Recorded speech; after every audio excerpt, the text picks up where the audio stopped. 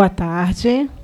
Vamos começar a nossa atividade esse final de tarde, do último dia do mês de agosto, mês do patrimônio. Falando isso porque eu tenho várias amigas e colegas aqui do patrimônio, pessoas muito especiais.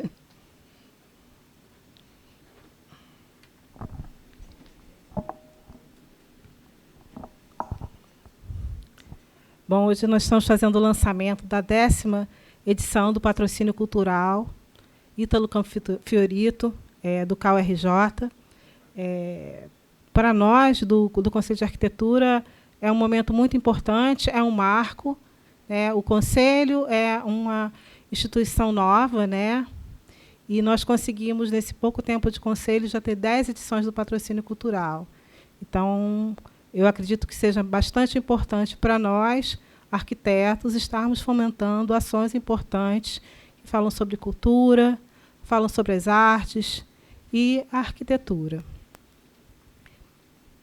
O Patrocínio Cultural do CAU visa a seleção de projetos a serem patrocinados que sejam relevantes para reconhecimento e a valorização do exercício da arquitetura e urbanismo no estado do Rio de Janeiro.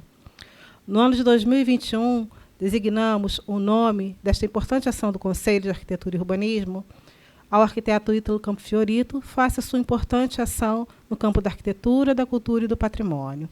Sua trajetória ímpar inspirou geração de arquitetos.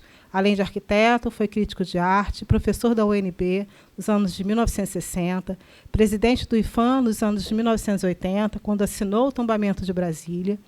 Era filho do arquiteto italiano Pedro Campo Fiorito. Ítalo trazia com ele esta vivência de cidadão do mundo.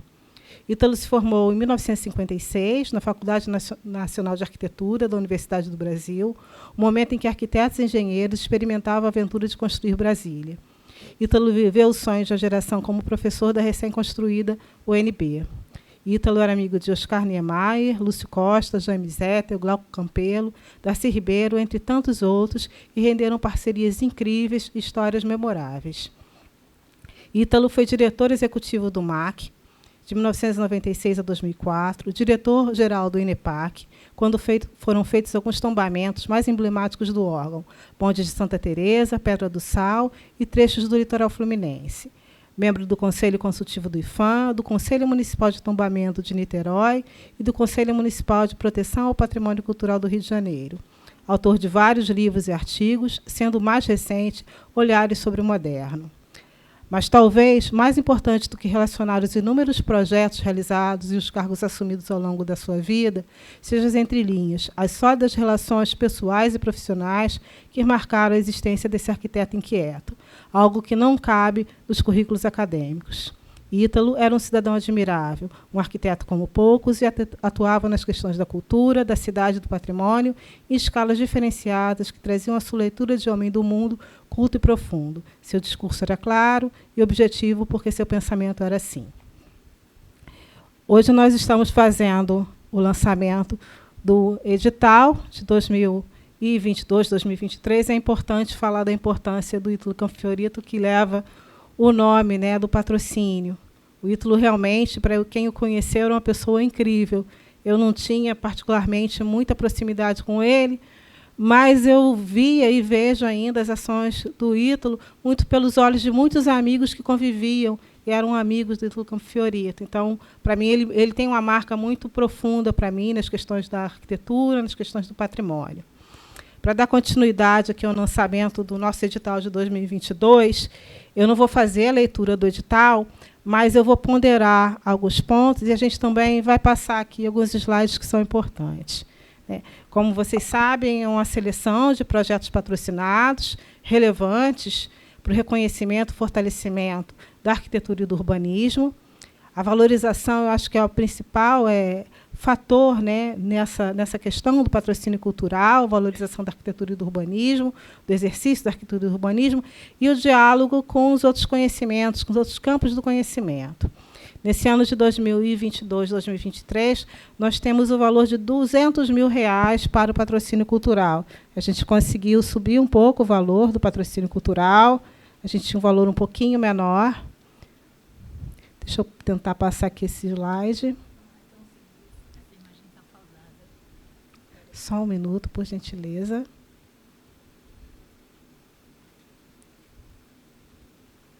Agora você consegue passar. Maravilha. Então, esse é o chamamento número 10. E nesse ano de 2022, a gente tem um valor de 200 mil. Acho que isso é bastante importante, a gente saber que tem um valor significativo para esses projetos. A gente também tem um teto no valor de 25 mil para cada projeto. Então, a gente espera estar contemplando aí pelo menos 8 projetos. Ou, quem sabe, mais, porque, às vezes, os projetos eles não chegam a esse valor do teto e a gente consegue contemplar mais do que isso. Esperamos receber vários projetos, especialmente os vindos de fora da região metropolitana do Rio de Janeiro. Acho que essa é uma questão muito importante. A gente, na região metropolitana, tem várias ações, muitos movimentos, e a gente precisa expandir um pouco essa ação do patrocínio cultural. Condições de participação, isso é um outro ponto importante. São as organizações da sociedade civil, sem fins lucrativos. Isso é essencial. A instituição não pode ter fins lucrativos, a organização social. Instituições de ensino também, elas são muito bem-vindas, e as fundações, às vezes pode ser uma instituição de ensino que seja privada, mas ela tem uma fundação, ela não tem fins lucrativos, então pode estar participando do patrocínio cultural do CAL. A abertura do nosso edital é hoje, dia 31. A partir de amanhã, o edital já está no site. Então, é importante que vocês vejam. E a gente tem algumas datas, que estão aí no slide, que são as datas relativas a toda a programação para a avaliação dos projetos que vão chegar para a gente até dia 16 de outubro. O Nicolas, nosso assessor de comunicação, me informou que já está no site o edital do patrocínio cultural. Isso é bem importante. Outro ponto importante em relação às propostas para o patrocínio cultural é o tipo de evento, a tipologia desses eventos. Então, podem ser presenciais, podem ser virtuais. São muito bem-vindas publicações de livros, e-books, edições temáticas, produções audiovisuais, sites, aplicativos e similares, exposições, podendo ser inclusive virtuais, instalações, performances, intervenções urbanas. Um outro ponto importante é a preservação e difusão de documentação histórica, tratamento, restauração, digitalização de bibliotecas e arquivos de acervos relacionados ao campo da arquitetura e urbanismo. Então, a gente tem uma quantidade bastante significativa de possibilidades de projetos para participarem do patrocínio cultural. Tem alguns outros pontos que estão no edital, mas eu acho que não cabe a gente aqui ficar enumerando. Nós vamos ter também, em breve, no site, as informações em relação a datas de conversas online e conversas presenciais, onde a gente pode tirar algumas dúvidas em relação ao patrocínio cultural. E também elas podem ser enviadas para o e-mail do patrocínio cultural do CAL. Então, acho que isso facilita muito essas conversas e encaminhamento dos e-mails. Nós também vamos fazer algumas ações nesse período entre o dia de hoje até a finalização para a entrega das propostas, que vão ser a apresentação de alguns projetos que foram patrocinados pelo CAL-RJ. Hoje, inclusive, a gente aproveitando essa retomada das ações presenciais, a gente tem o lançamento de um livro que foi patrocínio cultural do CAL, na 8ª edição, que é o livro Territórios Negros. Na verdade, não é só o livro, é um conjunto de ações que o livro só é o meio físico que a gente tem, material, de apalpar assim, o conteúdo de tudo que foi discutido, e de toda uma produção bastante significativa. E para o lançamento do livro, a gente tem aqui 3 pessoas bastante importantes que construíram esse trabalho. É importante falar também que Territórios Negros ele teve o patrocínio do CAL, mas não só do CAL, ele teve também o patrocínio da Fundação Ford, da Ford Foundation. Isso é muito importante, porque o patrocínio cultural ele também tem esse objetivo de criar redes, e essas redes são tendo colaboradores e parceiros e patrocinadores que trabalham em conjunto em vários projetos. E, no caso do Territórios Negros, isso foi possível. Além disso, também tem a colaboração na elaboração desse projeto, dos conteúdos. Deixa eu só aqui pegar uma cola do IPUR, através do NEGRAM, Núcleo de Estudos e Pesquisas em Geografia, Relações Raciais e Movimentos Sociais, do Instituto 215 e da Feira Literária das Periferias. Então, é uma ação que pode, as ações elas podem se comunicar, dialogar com várias outras instituições, várias outras entidades, criando essas redes que a gente tanto gosta. Eu também estou muito feliz porque esse trabalho é só um dos trabalhos desenvolvidos que tem sob a coordenação a Tereza Guilhom. A Tereza está aqui com a gente, eu aproveito para convidar a Tereza aqui para a mesa. A Tereza coordenou um trabalho que é fantástico, que são os diálogos suburbanos. Também teve o patrocínio da CAL. Obrigada, Tereza. Eu vou aproveitar e vou convidar também a Cristina Lodi, arquiteta, colega querida, amiga querida, na verdade. Um entusiasta, uma pessoa importante no campo da preservação do patrimônio, do Rio de Janeiro e até de outros estados também. E eu vou convidar o Renato Emerson.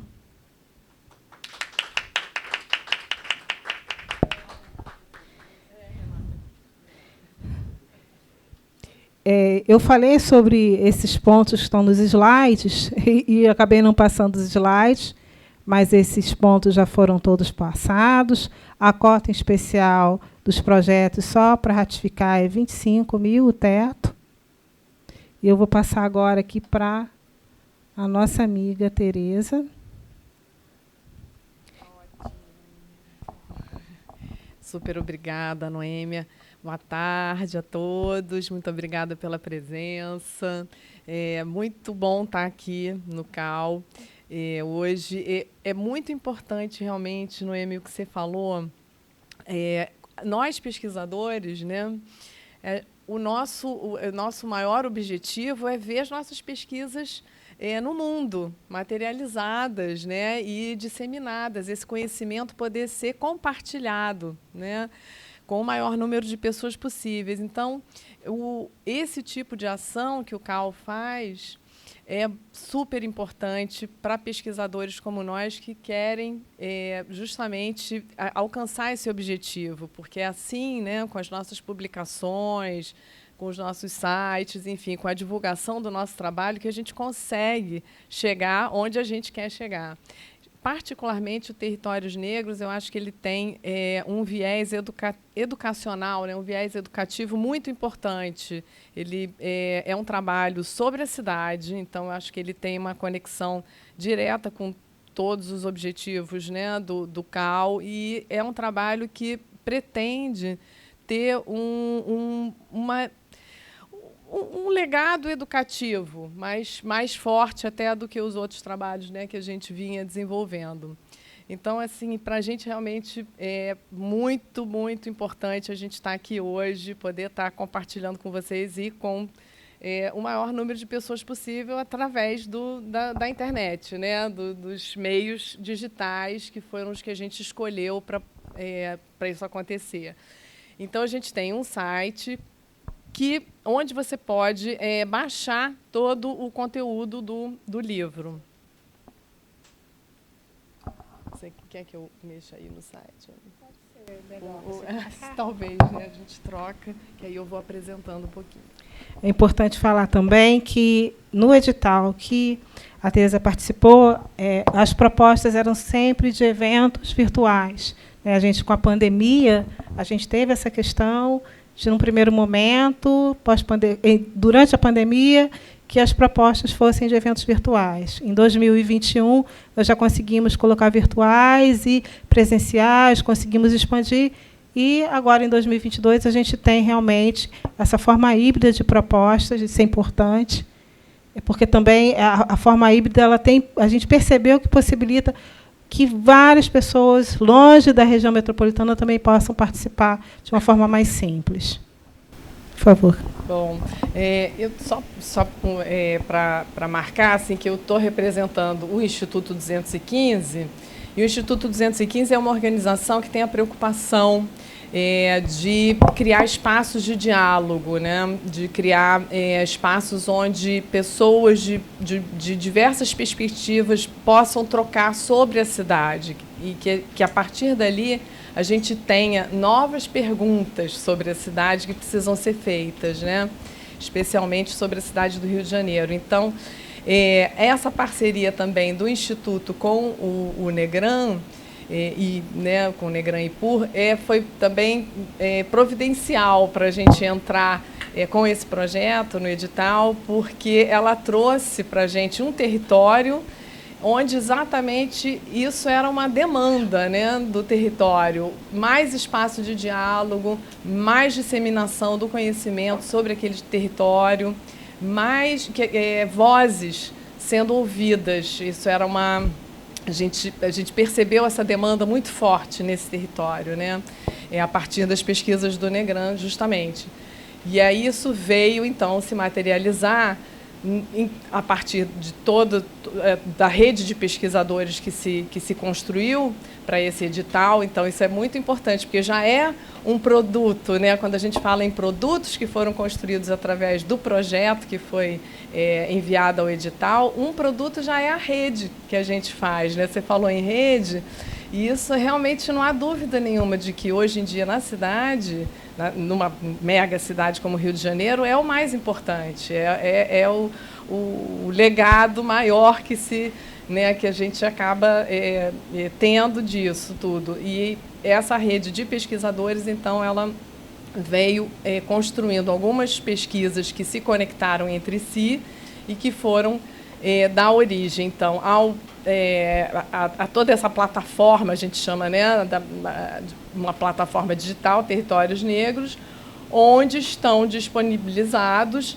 não só o livro, que foi o produto, né, físico, que a gente está lançando aqui hoje, que pode ser baixado aqui. Então, vou só mostrar aqui rapidamente, né, que existe uma página para baixar isso. Enfim, já vai direto aqui para o livro. Agora, peraí, deixa eu só ver como é que eu faço essa janela.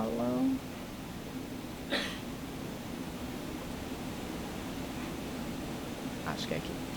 E pronto. E a gente tem também a maneira como tudo isso começou a tomar forma, todo esse conteúdo das pesquisas conectadas, ele começou a tomar forma através de um seminário. O seminário foi realizado em plena pandemia, né, em 2021, com muita dificuldade. Não foi fácil, né, fazer essa realização, porque era um momento de muita apreensão por diversos motivos, mas foi muito importante essa certeza, né, de que a gente tinha que alcançar esse objetivo para que também, né, para que os nossos patrocinadores pudessem desfrutar desses produtos. Então, isso acho que também é uma questão que é muito, muito importante. Acho que para chegar ao seminário, a gente vai aqui no menu e aí a gente tem também essa possibilidade de ver todos os painéis que foram realizados virtualmente.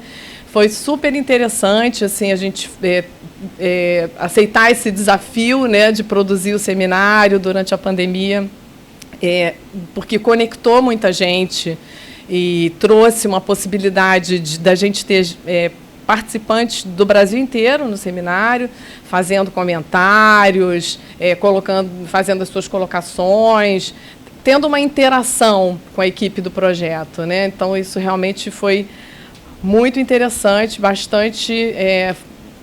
deu bastantes frutos. A partir do seminário, que pode ser todo assistido, né? Todas as mesas foram gravadas, todos os debates que lá aconteceram, a partir do seminário, então, é que começou a se pensar na construção do e-book e na construção também de um canal de vídeos.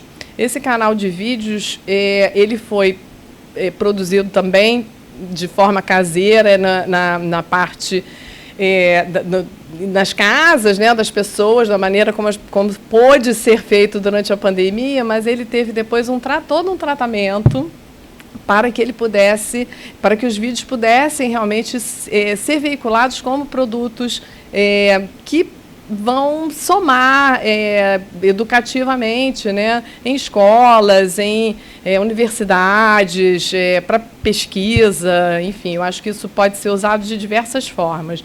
A gente fez questão de fazer os vídeos com a interpretação em Libras, para que isso pudesse chegar até a mais pessoas ainda, né?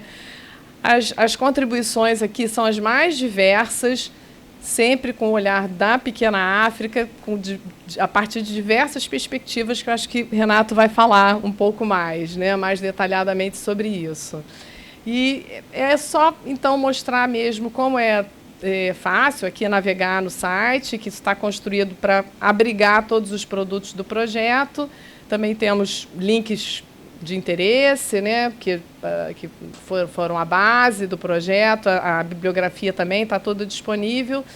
E é importante para a gente ter isso disponibilizado no site para que todos possam ter acesso e esse processo pelo qual a gente passou possa ser replicado, né, por qualquer grupo de pesquisadores, por qualquer pessoa. Enfim, eu acho que seria interessante agora ouvir o Renato um pouquinho sobre essa construção do livro. Obrigado, Tereza. Obrigado, Noêmia. Obrigado ao CAU, ao Conselho de Arquitetura e Urbanismo. Eu, como não arquiteto, né?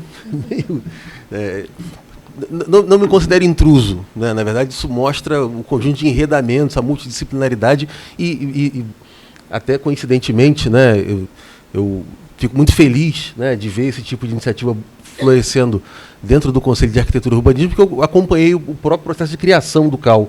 Né? Eu fui representante dos geógrafos no Confea-CREA no começo dos anos 2000, né, quando existia a luta pela criação do Conselho de Arquitetura e Urbanismo. É muito interessante observar esse tipo de iniciativa, outros editais do CAU também, que dão vazão a um sentido social para um conselho profissional. Então, eu quero parabenizar, né, o CAU por esse tipo de iniciativa que nos permite construir esses enredamentos dos quais a Tereza estava falando aqui.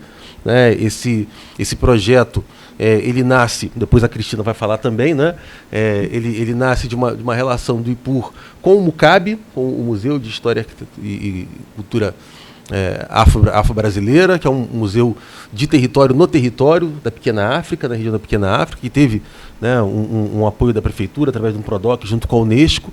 Né? Esse conjunto de encontros, né, entre pessoas que pesquisam, que vivem, e com outras pessoas também, outros grupos que disputam a cidade a partir desse território, né, a partir dessa ideia da Pequena África, né, como uma reinterpretação, né, do que é a Pequena África, essa alcunha criada pelo Heitor dos Prazeres, a qual hoje é dado um sentido diferente daquilo que era, do que foi na época do Heitor dos Prazeres, dando vazão a uma disputa pela cidade que é protagonizada principalmente pelo conjunto de atores, sujeitos que compõem o movimento negro nessa região. Então, ver um apoio de um conselho profissional, do Conselho de Arquitetura e Urbanismo, para uma iniciativa como essa é ver um sentido social desse conselho profissional e por isso eu parabenizo, né, de maneira bastante enfática ao conselho. Nosso projeto, portanto, nasce dessa convergência, né, de atores, de ações, de disputa no campo acadêmico, disputa no espaço urbano, disputa no espaço político da cidade, e o livro um pouco tenta sintetizar isso, né, a partir desse conjunto, dessa constelação de produtos que a gente construiu. O seminário, né, os vídeos curtos que a Tereza falou, que são pílulas, né, de 4, 5, 6 minutos, para que sejam utilizados de forma também em ações educativas, como a Tereza falou, enfim, em escolas, etc. E o livro, que é o que, no meio desse conjunto de produções em situação remota, né, virtuais, né, a gente conseguiu, através dessas parcerias também de financiamento, organizar e fazer uma pequena impressão, né, desse livro, que é Territórios Negros, Patrimônio e Educação na Pequena África, né, que materializa esse conjunto de contribuições organizado por mim, pela Tereza, e também por Desirê Reis e pelo arquiteto Luiz Araújo. O livro tem uma estrutura em 5 sessões que reproduz a estrutura do seminário, né, com apenas uma inversão, talvez, né? As seções são Patrimônios Negros no Brasil e do Mundo, a segunda, Museu de Territórios Negros, a terceira, Território e Ação na Pequena África, a quarta, Arquitetura e Patrimônios Negros na Pequena África, e a quinta é Branqueamento do Território e Disputas de Lugar na Pequena África. Essas sessões trazem as contribuições de quase todas as pessoas que participaram do seminário como na condição de palestrantes, né? Então a gente tem aqui um time bastante variado, com a predominância, evidentemente, do Rio de Janeiro, né, e da Pequena África, mas com algumas pessoas de fora também, que dão um sentido de amplidão, né, desse debate sobre as disputas negras pela significação do espaço urbano, né? Então, na primeira sessão, que é Patrimônios Negros no Brasil e do Mundo, nós temos textos da Helena Teodoro, né, que é uma intelectual, né, praticamente a griot do movimento negro no Rio de Janeiro, né, uma figura de expressão múltipla. E Johanna Brito de Freitas, também, com um texto sobre turismo histórico e memórias da escravidão. O texto da Karina Helena Ramos, né, sobre saberes étnicos de matriz africana na dimensão culinária, né? O texto da Stephanie dos Santos Silva, uma pesquisadora doutoranda do IPUR, sobre imaginários espaciais em disputa, representações no processo de significação da zona portuária no Rio de Janeiro, né, que analisa algumas produções de escritórios de arquitetura que projetam edificações na região da Pequena África, mostrando uma dimensão racializada nessas projeções, nessas imagens de projeto e imagens conceituais. O que é o segundo bloco do livro, na verdade, foi o primeiro bloco do seminário. A gente fez essa inversão, né? O segundo bloco é Museu de Territórios Negros. A ideia inicial era Museu de Territórios Negros no Rio de Janeiro, na Pequena África e no mundo, né? A gente não conseguiu trazer o conjunto de pessoas que nós gostaríamos, então abrilhantaram essa sessão o Leandro Santana, que é o diretor do museu, do MUCAB. Fica para a segunda ação. Já garante o gancho para a segunda edição. Texto do Leandro Santana, que é o diretor hoje do MUCAB, desse museu que é parceiro, né, nosso nessa iniciativa. Maria Elaine Rodrigues Espínola, que é também uma outra griot do movimento negro de Porto Alegre, né, uma militante do movimento negro de 70 e tantos anos, enfim, um baluarte da disputa pela constituição do Museu de Percurso do Negro em Porto Alegre. É uma iniciativa também bastante interessante que espelha a nossa luta aqui. E de Moçambique, o professor Ayuba Ali Ayuba, né, que fala sobre o museu na ilha de Moçambique.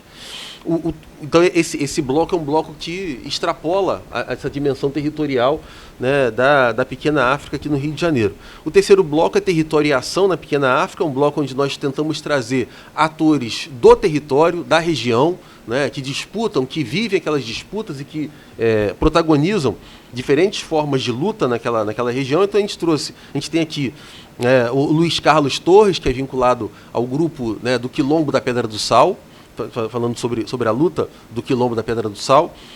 O Maurício Ora, que é da ONG Casa Amarela, enfim, também um ativista bastante importante da comunidade da Providência, né?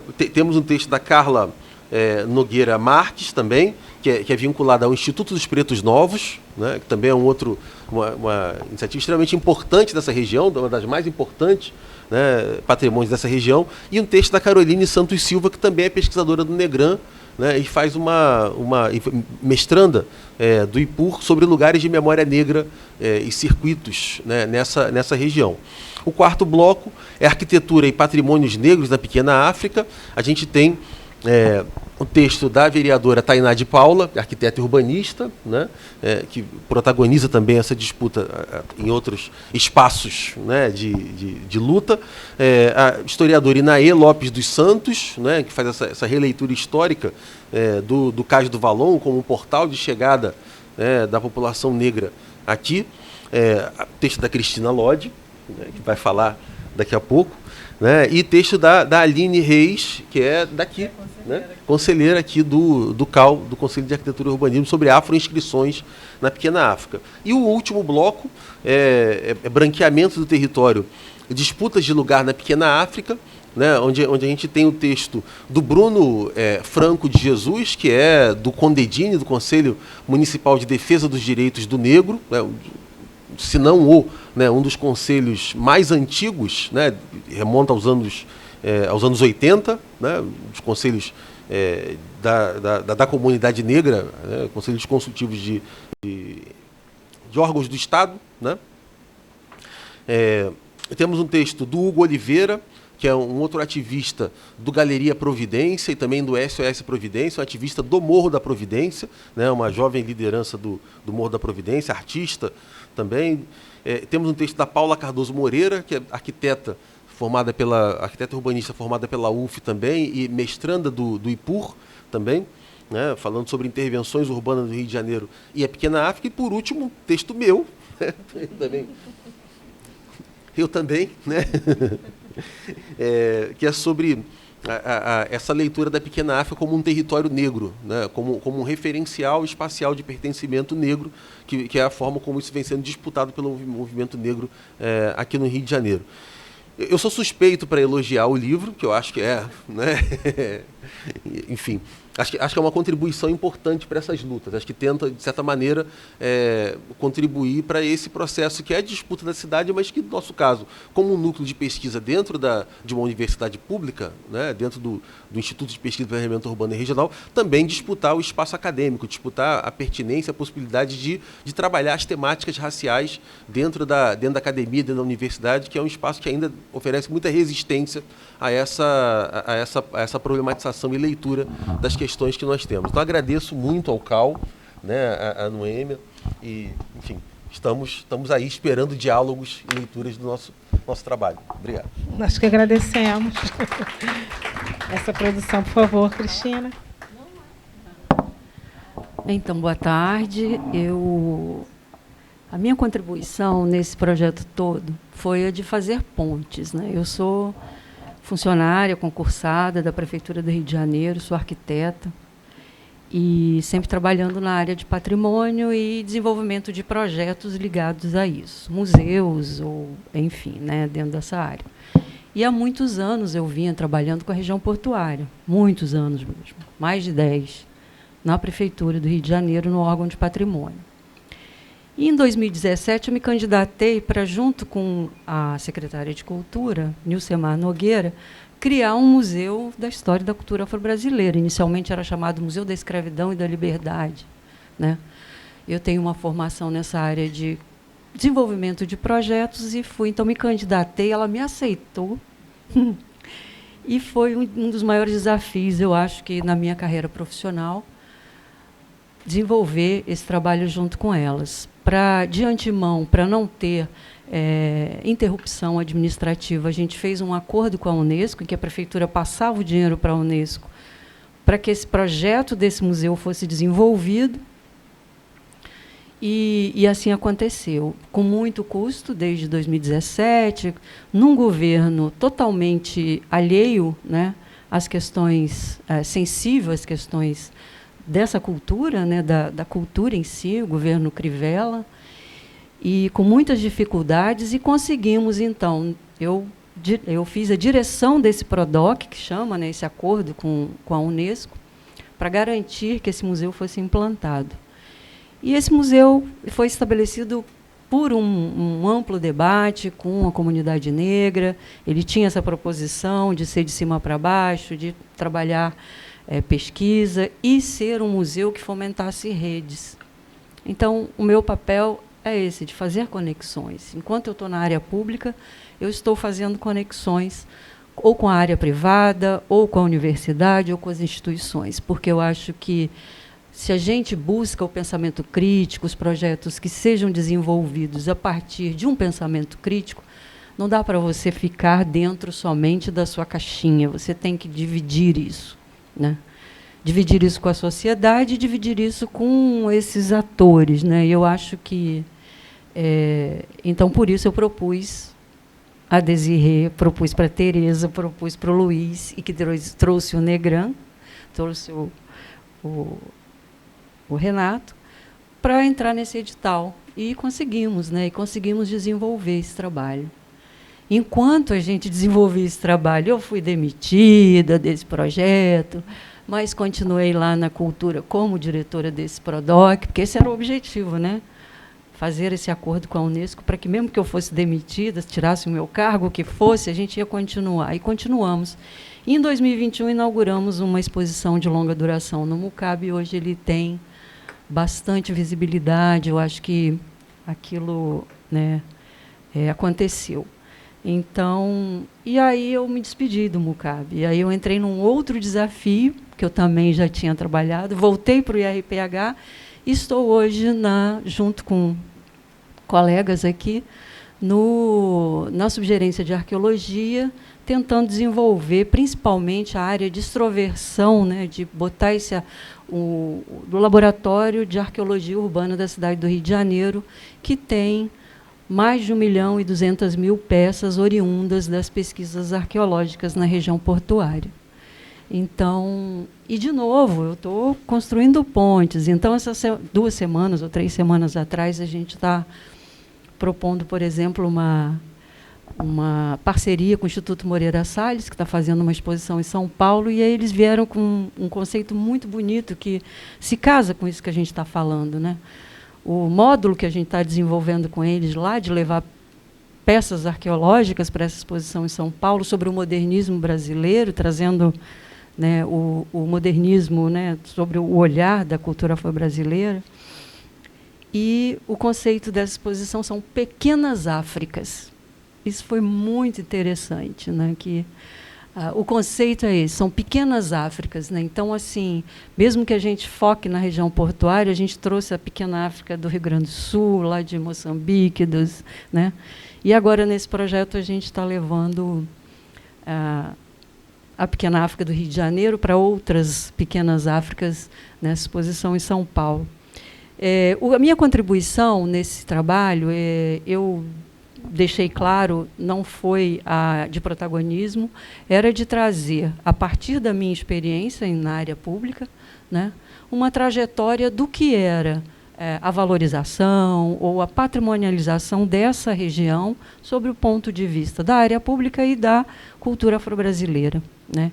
E aí é o que o Renato falou, um território em disputa desde sempre, né, um porto, uma região portuária, que sempre foi um lugar de chegadas, então, de estabelecimento de culturas, mas também um local de saídas, de disputas, de expulsões. E eu discuto um pouco isso com a patrimonialização sobre o ponto de vista oficial, né?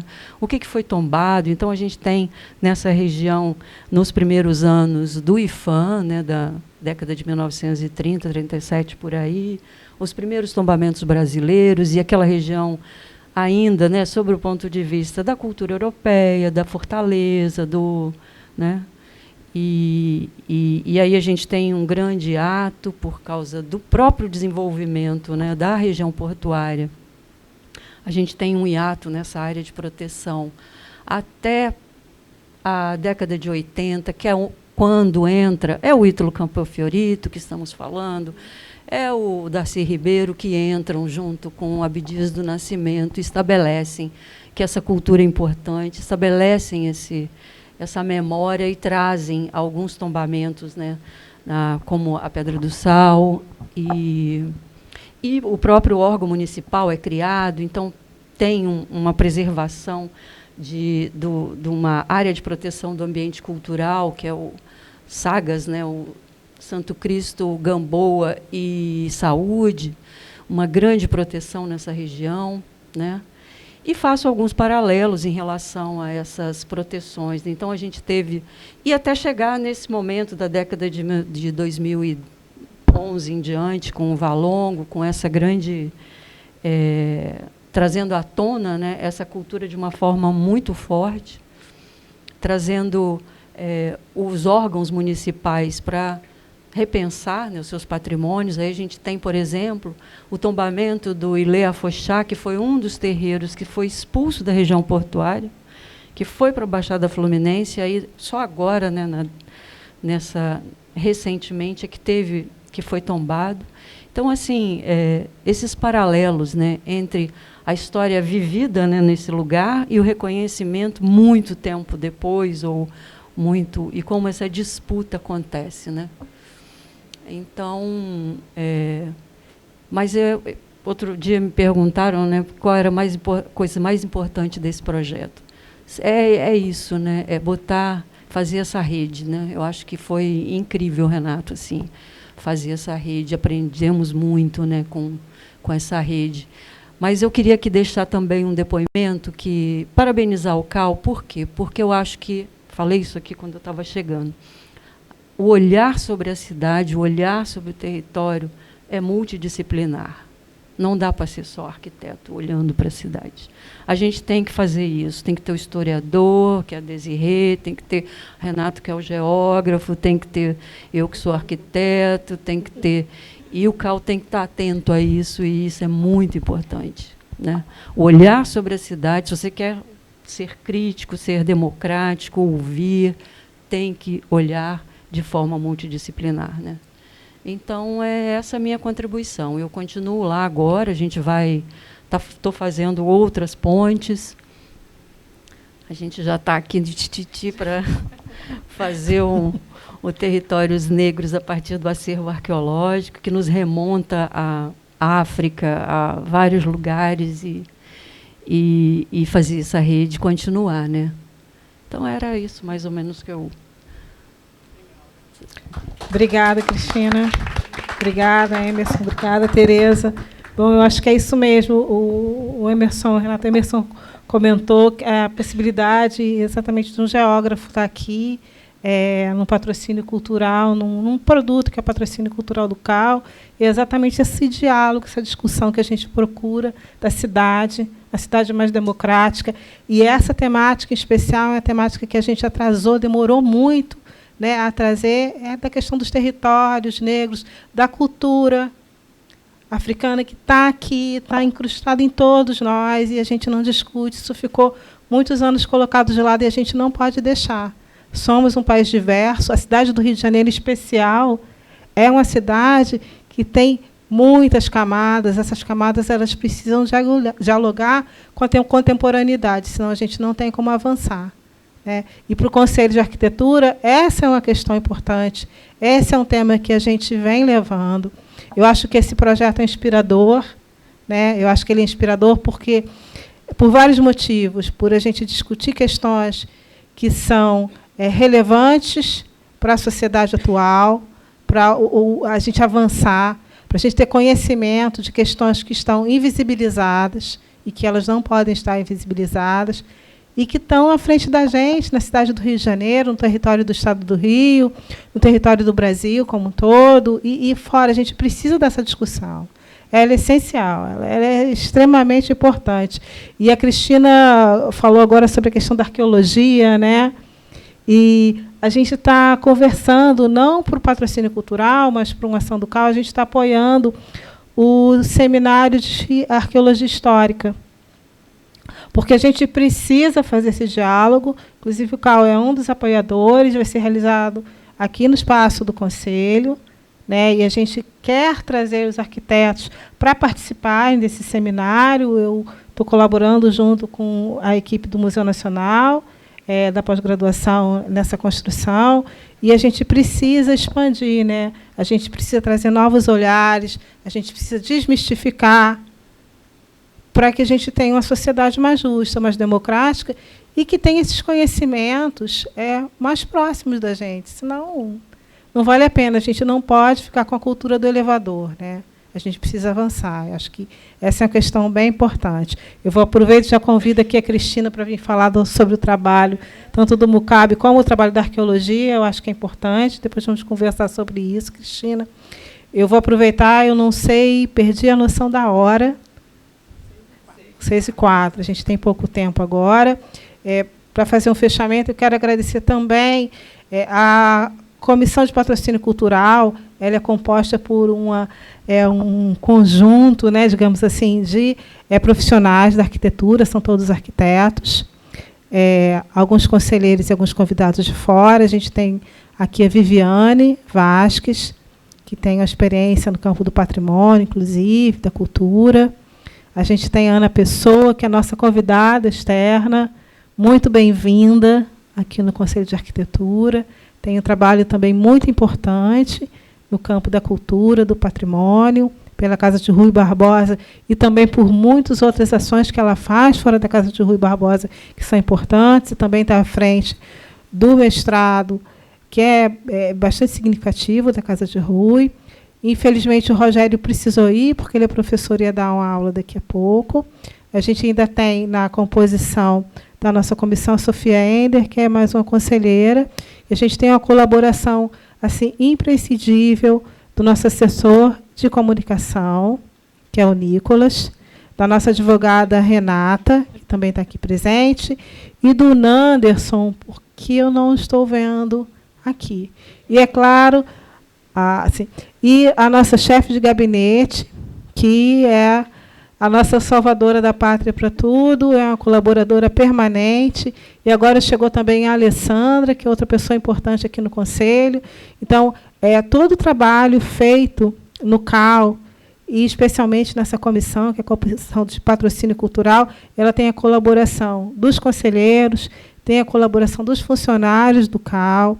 A gente tem uma discussão bastante alargada para construir a cada ano esse edital. Não é uma coisa simples, até porque a gente precisa quebrar barreiras, né? Que barreiras são essas? São as barreiras da gente ver o Conselho com uma função que é expandida, porque a gente tem que ver a cidade, a cultura, as questões que dialogam com os profissionais de várias formas. E o edital de patrocínio ele tem muito isso. Quando nós, ano passado, conversamos sobre dar um nome a esse edital, né, de patrocínio cultural, teve uma discussão alargada até a gente pensar no nome do Ítalo, porque ele era um homem do mundo, né? Ele não era só arquiteto, ele era um homem do mundo e tinha a visão à frente, né? A Cristina até comentou aqui sobre o Ítalo Campfiorito, e ele tem ações muito importantes, tanto no estado do Rio de Janeiro como fora do estado do Rio. Então, nada mais adequado, mais correto do que a gente trazer o nome dele para o patrocínio cultural do CAL. A gente tem tentado, não só no patrocínio, mas nos outros editais que o CAL tem, trazer nome de colegas profissionais que têm uma atuação diferenciada e relevante, né? E, no caso do patrocínio cultural, o Ítalo, acho que essa pessoa é ímpar, né? Muito conhecida, mas que tem um trabalho ativo importante, né? Eu não sei se a Tereza quer falar mais um pouco, Cristina, Renato, meus colegas do Conselho de Arquitetura. Querem falar algo? Então, vou passar aqui para a Tereza para nós fecharmos.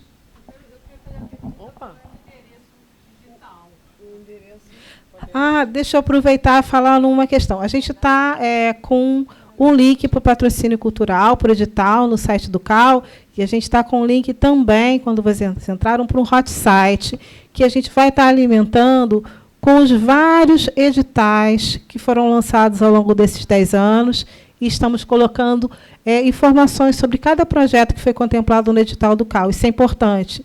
E se inspira também, possibilita desdobramentos. Eu já penso aqui em vários desdobramentos aqui desse projeto cultural que está sendo apresentado no patrocínio, pelo patrocínio do CAL. Então, o site ele é bastante importante.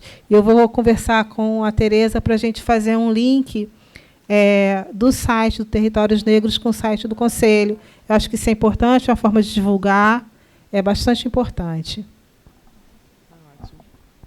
Não, é só que eu ia comentar aqui que eu trouxe um código de barras impresso para distribuir para quem tivesse aqui. Eu acabei esquecendo, ia entregar para a Renata distribuir, acabei esquecendo, mas não vão embora antes de eu dar isso para cada um, que aí a Ana pode só apontar para o código de barras e pode baixar lá o livro. O endereço é territoriosnegros.com.br, é fácil, mas eu tenho o cartãozinho para dar para vocês, que eu me esqueci completamente.